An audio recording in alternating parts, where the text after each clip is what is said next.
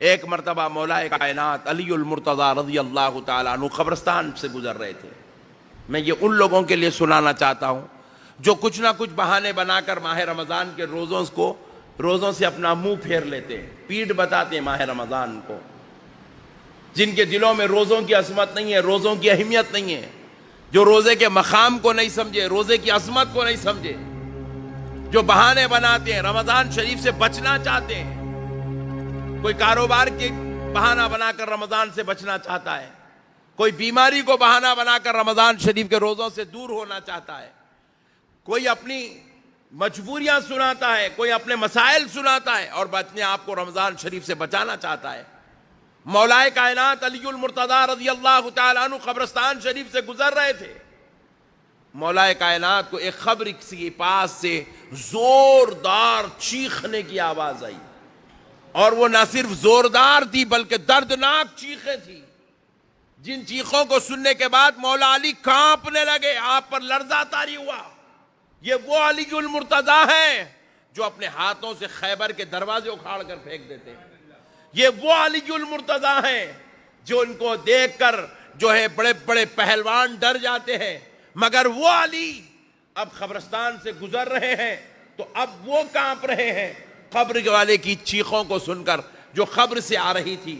حضرت علی ہیبت کے عالم میں اسی جگہ سجدے پہ چلے گئے اور اپنے رب سے کہنے لگے، اے اللہ، اس قبر میں کیا ہو رہا ہے؟ مولا میں دیکھنا چاہتا ہوں، میرے اور اس قبر کے درمیان کے پردوں کو ہٹا دے تاکہ میں اس راز کی گھڑیوں کو دیکھ لوں، یہ شخص پر کیا ہو رہا ہے۔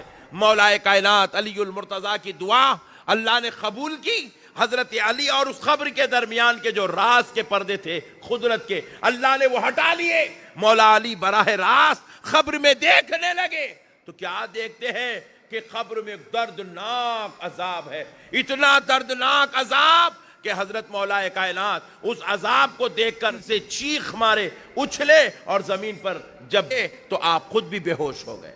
اتنا دردناک عذاب، ایک طرف سے سانپ، ایک طرف سے بچھو، ایک طرف سے بڑے بڑے پتھر، ایک طرف سے فرشتے اس پر اتنا دردناک عذاب دے رہے ہیں۔ جب مولا کائنات ہوش میں آئے تو مولا کائنات غور کرتے ہیں کہ جس کو عذاب دیا جا رہا ہے وہ کوئی 70 سالہ بوڑھا نہیں تھا، وہ کوئی 60 سالہ بوڑھا نہیں تھا، وہ کوئی بدبخت، کوئی اور بدنصیب نہیں تھا۔ حضرت مولا کائنات نے جب دیکھا وہ کون تھا، وہ صرف ایک 25 سالہ نوجوان تھا۔ 25 سالہ نوجوان۔ مولا علی المرتضیٰ نے اللہ سے دعا کی کہ اے اللہ، اس نوجوان پر سے عذاب ہٹا، میں اس کو بات کرنا چاہتا ہوں، اس سے کچھ پوچھنا چاہتا ہوں۔ اللہ نے وہ بھی دعا قبول کی، اس نوجوان پر سے کچھ دیر کے لیے عذاب کو ہٹا لیا گیا، اور پھر مولا علی اس سے بات کرنے لگے۔ اس نوجوان سے پوچھتے ہیں، اے نوجوان بتا، تجھ پر اتنا دردناک عذاب کیوں ہو رہا ہے؟ تو اتنے بھیانک عذاب میں مبتلا کیوں ہو گیا ہے؟ کیوں تجھ پر اتنی سختیاں ہو رہی ہے؟ کیوں تجھ پر اتنا دردناک عذاب ہو رہا ہے؟ مولا علی مشکل کشا کے سوال کرنے پر وہ نوجوان عرض کرتا ہے، اے علی المرتضیٰ، میں مسلمان ہوں۔ اللہ اکبر۔ وہ کوئی یہودی بھی نہیں تھا، کوئی عیسائی بھی نہیں تھا، وہ کوئی کافر بھی نہیں تھا، وہ ایک مسلمان تھا۔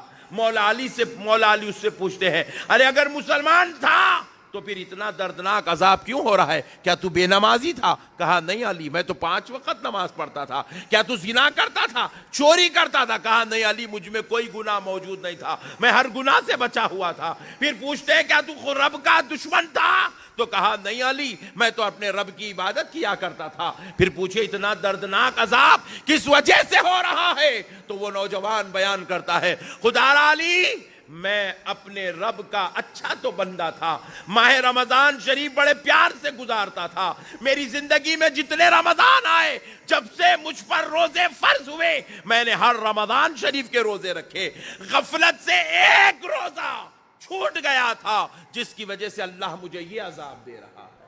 اللہ اکبر۔ جس کی وجہ سے مجھے یہ عذاب ہو رہا ہے، غفلت سے ایک روزہ چھوٹ گیا تھا جس کی وجہ سے مجھے یہ عذاب ہو رہا ہے۔ اللہ اکبر کبیرہ۔ صرف ایک روزہ چھوٹا تھا پوری زندگی میں، صرف ایک روزہ، جس کی وجہ سے یہ درد ہو رہا ہے، یہ تکلیف ہو رہی ہے، عذاب دیا جا رہا ہے۔ مولا علی المرتضیٰ نے اللہ کی بارگاہ میں اس کے لیے دعا کی، اس کی شفاعت کے لیے دعا کی، اس کی بخشش کے لیے دعا کی۔ اس کی مغفرت کے لیے دعا کی۔ میرے پیارے بزرگ اور دوستو، ذرا غور کرنے والی بات ہے، آج ہمارے پاس کسی نہ کسی بہانے سے مسلمان روزہ چھوڑ دیتے ہیں۔ روزوں کی ہمارے پاس اہمیت نہیں ہے۔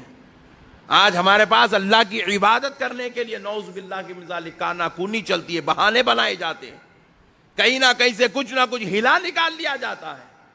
ارے وہ پاک پروردگار جو بغیر مانگے ہمیں کھانا کھلا رہا ہے، جو بغیر مانگے زندگی کی سانسیں عطا کر رہا ہے، جو بغیر مانگے راتوں کی نیند دن کا چین عطا کر رہا ہے، جو بغیر مانگے بیوی اور بچوں کا انتظام کر رہا ہے، جو بغیر مانگے ہماری زندگیاں، ہماری عمریں، ہماری بچپنا گزار رہا ہے، ہماری جوانیاں گزار رہا ہے، ہمیں بڑھاپا نصیب کر رہا ہے، ویسے پروردگار کی بارگاہ سے ہم بھاگے بھاگے پھر رہے ہیں۔ ہم نافرمان غلام بن گئے ہیں، ہم بتکے ہوئے جانور کی طرح ہو گئے ہیں، اپنے پروردگار کی دربار سے بھاگے پھر رہے ہیں۔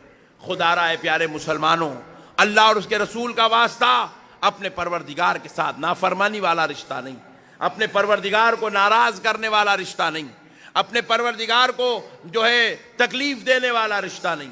مسلمان وہ ہے جو اپنے رب کو راضی کرنے کی کوشش کرتا ہے، اپنے رب کے ساتھ بندگی کا حق ادا کرتا ہے۔